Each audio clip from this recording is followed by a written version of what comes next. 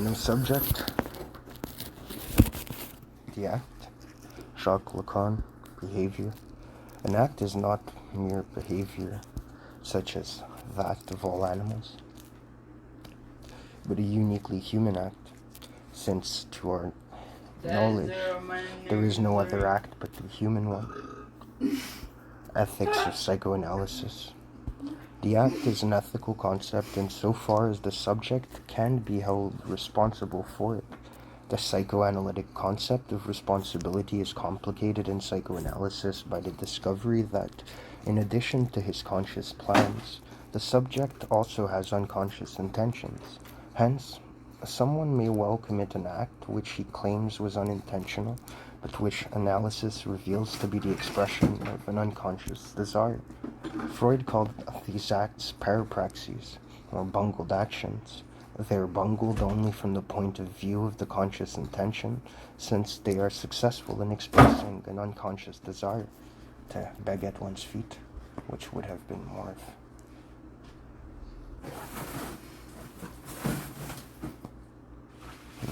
I wonder how this fits into the structure. I'll look it over when listening to it. If it's being read from another.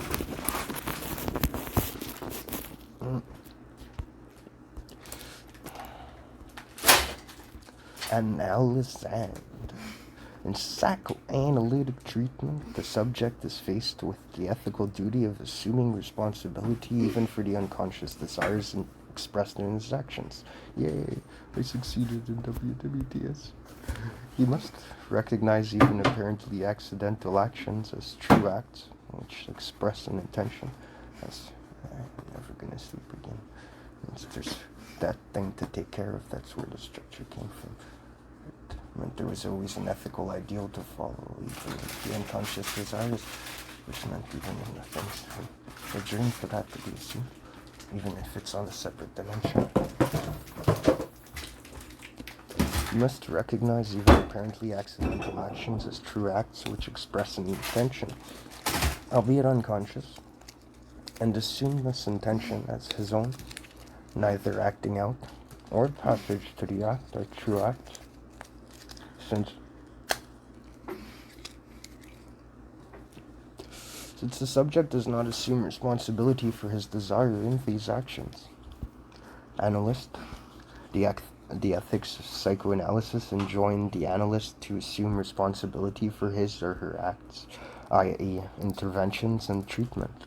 The analyst must be guided in these interventions by an appropriate desire, which Lacan calls the desire of the analyst. An intervention can only be called a true psychoanalytic act when it succeeds in expressing the desire of the analyst, that is, when it helps the analysand to move towards the end of analysis. Lacan dedicates a year of his seminar to discussing further the nature of the psychoanalytic act. Conclusion: a bungled action is, as has been stated, successful from the point of view of the unconscious. Nevertheless, the success is only partial because the unconscious desire is expressed in a distorted form. It follows that, when it is fully and consciously assumed, suicide is the only complete successful act. The act expresses completely an intention which is both conscious and unconscious, the conscious assumption of unconscious death drive. On the other hand, a sudden impulsive suicide attempt is not a true act, but probably a passage to the act. The death drive is thus closely connected with the ethical domain in Lacan's thought. The act, also referred to as an ethical act or authentic act, is a foundational concept in Zizek's philosophy and serves as the key to understanding the political and ethical dimension of his thought. The term disembodied, philosophical, maybe. The term first appears in the Sublime Object of Ideology, right? The Common Introduction, his best book, because the scholars named it there, and then after they couldn't get through it, and they gave up. So that was it. Zizek distinguishes pragmatic political acts from the more formal act before act, by which the subject structures his perception of the world. in advance in a way that opens the space for his intervention. Yeah, I appreciate going back to it.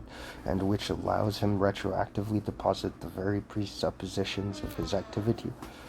It is this Hegelian concept of positing the presuppositions that Zizek revisits throughout his oeuvre, combining it with Lacanian psychoanalysis and the philosophy of Friedrich Wilhelm Joseph von Schelling to conceive of the act within a formal structure of paradox. I just got pwned. An act accomplishes what, within the given symbolic universe, appears to be impossible, yet it changes its conditions so that it creates retroactively the conditions of its own possibility. An act short-circuits the realms of contingency and necessity, immanence and transcendence, politics and ethics and cause and effect, for it is made without strategic calculations or consideration of outcomes. It opens a moment when absolute freedom coincides with an unconditional necessity, a moment when the subject is suspended between its being and meaning. Throughout his work, Zizek offers countless examples from film, literature, religion, psychoanalysis, and politics to illustrate the act as this formal opening that changes retroactively the reality from which it arose. Antigone's refusal to bury her brother without a proper funeral retroactively provided an opening to posit the good outside the limits of Creon's law. The Christian God sacrificed his only son on the cross, which opened the space for belief. Lacan's dissolution of his own École Freudienne de Paris in 1979 served to clear the path for a new beginning. Howard Roark, the self-made architect, and Ayn Rand's The Fountainhead, destroyed one of his own buildings, an act of freedom that illuminated how we are all bound by the symbolic order. Sitha, and Toni Morrison's beloved, killed her own children to freedom from a life of slavery. Kaisa Soses, Kevin Spacey, act of killing his family in the film The Usual Suspects, set him free from the hold of his pursuers and free to pursue them, just as Mel Gibson's character in the film Ransom did when he turned the labels of the movie's tables on his son's kidnappers. All of these acts entail a logic of striking at oneself, of sacrificing what one treasures most in order to go beyond the limits of the law, to act without the guarantee of another. Thus, the authentic act is to be distinguished from the hysterical acting out, staged for another, and the psychotic passage à l'acte, an act of meaningless destruction that suspends the other. Because an act is grounded only in itself, it appears as mad or even monstrous according to the norms of the social symbolic order. But once enacted, it serves to reconfigure what is taken as mad, ethical, and even real. Thus, act is therefore not abyssal in the sense of an irrational gesture that eludes all rational criteria. It can and should be judged by universal rational criteria. The point is only that it recreates the very criteria by which it should be judged. It does more than intervene in reality in the sense of having actual consequences. It redefines what counts as reality. But an act does even more than change what counts as reality, because it further exposes how reality itself is not totally ontologically complete. That is, at its most fundamental, an act reveals a deadlock or inconsistency at the core of the socio-symbolic order. It exposes how reality is split from within, or in symbolic order, it exposes how reality is split from within. Or in Zizek's words, an act disturbs the symbolic field into which it intervenes, not out of nowhere, but precisely from the standpoint of this inherent impossibility, stumbling block, which is its hidden disavowed structuring principle. Zizek offers the example of Tito, who in 1948 has to be declared by the person speaking its name that shouldn't be shy and saying how Its sounds in its own language. I think each name should be based on its own language. I said that in the middle who in 1948 declared Yugoslavia a non-aligned state and thus accomplished the impossible, for his act revealed a crack in the Stalinist world communist movement by another communist.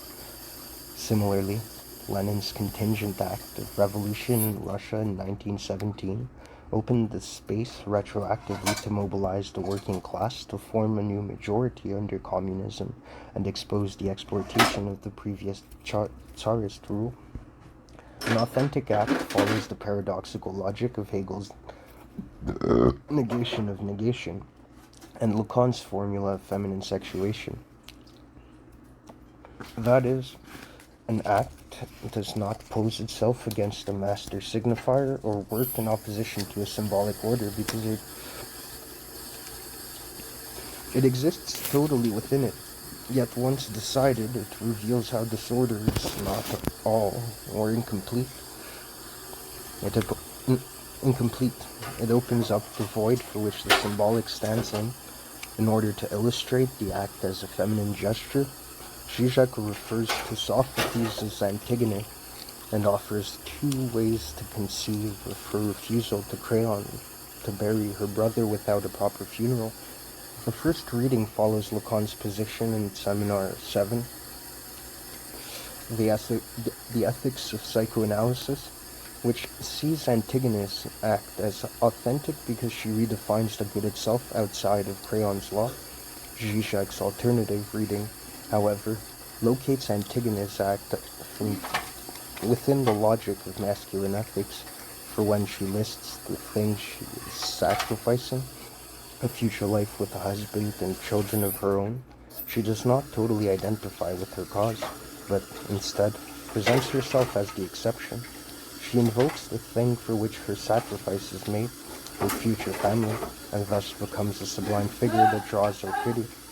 Zizek contrasts Antigone to two other women in literature who, instead of sacrificing their cause for something, sacrifice their cause in the name of nothing.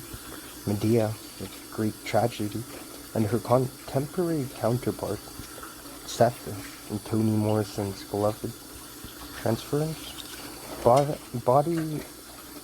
Both of these figures commit an authentic act when they murder their children, the former to destroy her husband, Jason's precious thing, and the latter to save her children from slavery.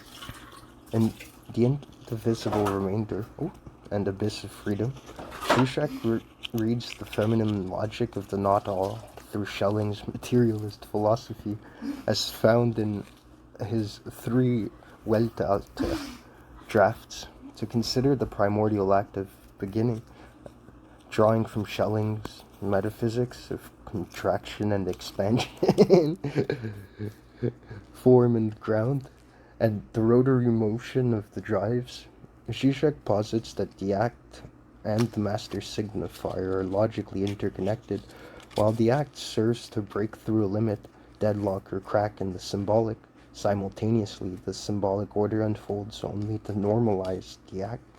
Thus, the act and the master signifier are not two distinct phenomena, but rather two sides of the same entity. There is, according to Zizek, no first primordial act that serves as the temporal beginning. Rather, there is an ongoing cycle of the master signifier and the act and the logical, as distinct from causal sequence. The rotary motion of the drives opens on to desire. The movement from the real to the symbolic occurs in a series of doublings and remarkings. Again, the act serves to reveal how the symbolic order is already split from within, and this radicalizes the other, reconfiguring its coordinates. In his treatment of the act, Zizek eventually follows Lacan's move away from Antigone's ethics towards the more silent but no less dramatic act illustrated by Paul Claudel's character Signe de Coufontaine in the Hostage. Whereas Antigone maintained her desire and accepted her fate by way of protesting against an external prohibition, Crayon's law. Signe's act of taking the bullet, meant for her despised husband, was rather an act done according to the innermost freedom of her being. That is, hers is not a tragically sublime act done for the sake of a higher cause, but rather a non-response which short-circuits the dimensions of form and content, meaning and being. When her husband asks his dying wife why she saved him, Signe does not reply, but rather her body responds with a tic, a grimace, which signals not a sign of love, but rather the refusal of an explanation. Signe's no, according to Zizek, is not a no to a particular content, but a no as such, the form of a no, which is in itself the whole content, behind which there is nothing. Signe's tic is thus extimate, in the Lacanian sense, for it embodies a little piece of the real, the excremental remainder of a disgusting pathological tic that sticks out of the symbolic form. It is this no that Zizek proposes as the kind of political act that is indeed needed today when capitalism assumes every transgression, becoming a system that no longer excludes its excess but posits it as its driving force, a system that is covered over by collective fetishistic disavowal. Zizek here takes up Badiou's notion of subtraction, which, like Hegel's Aufhebung, posits withdrawal from being immersed in a situation in such a way that the withdrawal renders visible the minimal difference, sustaining the situation's multiplicity, and thereby causes its disintegration. A political act today would be not a new movement proposing a positive agenda for change, but rather an interruption of the present symbolic order. And it is here where we note the primary difference between Zizek's act and Badiou's event. Zizek writes in the ticklish subject, Lacan insists on the primacy of the negative act over the positive establishment of a new harmony, via the intervention of some new master signifier, while for Badiou, the deferral facets of negativity, ethical catastrophes, are reduced to so many versions of the betrayal of, or infidelity to, or denial of the positive truth event. For Zizek, as for Lacan, it is the death drive that is at work in the authentic act, and so for both thinkers the act is a purely negative category. It offers a way for the subject to break out of the limits of being. It opens the gap of negativity, of a void to its being filled in. Such an act is presented by Zizek in the parallax view, and the example of Herman Melville's character Bartleby, and Bartleby the Scrivener, a subject who interrupts the present political movement with his incessant and ambiguous retort, I would prefer not to. His no affirms a non-predicate, and does not oppose or transgress against another, but rather opens up a space outside of the dominant hegemonic order and its negation. What this more silent act does, according to Zizek, is open the space of the gap of the minimal difference between the set of social regulations and the void of their absence. In other words, Bartleby's gesture, his act of saying no, is what remains of the supplement to the law when its place is emptied of all its obscene superego content. In his later works, In Defense of Lost Causes, Living in the End Times, and Less Than Nothing, Zizek combines Hegel's positing the presuppositions together with Jean-Pierre Dupuis' conception of enlightened catastrophism, propose how an act would present us with the impossibility of retroactively changing the past of our future. His logic is as follows. Our situation, our physical survival, for example, is doomed.